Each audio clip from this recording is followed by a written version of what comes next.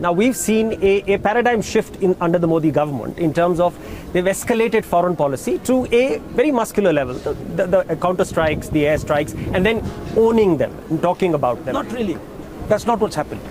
So you give us a sense of, What's happened is Narendra Modi was given a clear message by China in Doklam, and he went to China and bowed in front of them. That's what's happened. The Chinese were absolutely crystal clear. They sent a message to Mr. Narendra Modi in Doklam, and Mr. Narendra Modi panicked, buckled, went there and had a conversation with no agenda. No agenda. When there's a massive issue on the border called Doklam, no agenda. That's complete submission, right? So that's one. Number two, he's taken foreign policy away from the experts. So we did 6 surgical strikes, but Manmohan Singh didn't do them. Manmohan Singh, the army, the strategic architecture of India did it. What Mr. Modi has done, who cares what the strategic architecture of India says? Who cares what the Air Force? I mean, he's telling the Air Force people, he's giving the Air Force people advice that, we should not delay the strike because clouds will protect our planes from the radar. I mean, where are we sitting?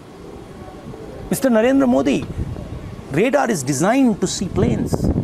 Please go and read up a little bit about modern radar, or walk to the front of your plane and have a chat with the pilots. They'll tell you what's going on. So he has taken strategy and made it into a circus. Strategic thinking, strategic actions are not circuses. Strategic actions are done after thinking, and a whole bunch of strategic actions are not spoken about ever. So we didn't speak about surgical strikes. But now that that's happened, I'm saying now foreign policy has moved to that notch where India has openly bombed territory inside Pakistan. Therefore, it has escalated to another threshold. My question to you is, the Congress's foreign policy, as you said, has always been one of strategic restraint. But now that it has moved... The foreign policy challenges in the 21st century are pretty clear. Okay? There is, on one hand, a superpower, the United States, and on the other hand, there is an emerging superpower called China. There is confusion in Europe. There is fragmentation taking place in Europe.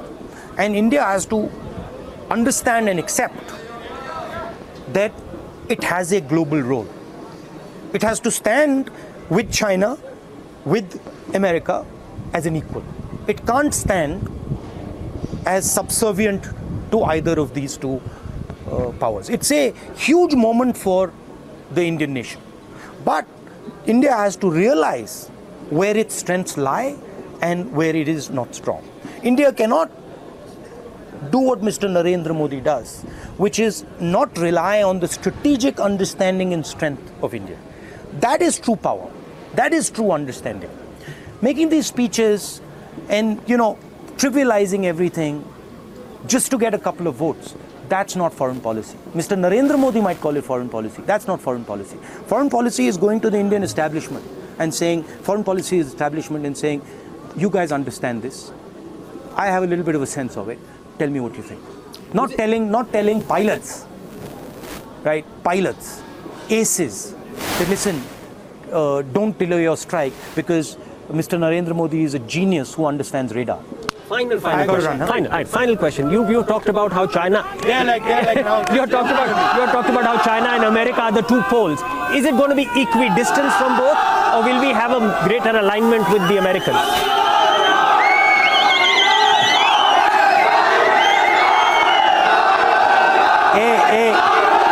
One question. A political leader in India was once asked, does India lean left or lean right? And she said, India stands tall. That's the answer.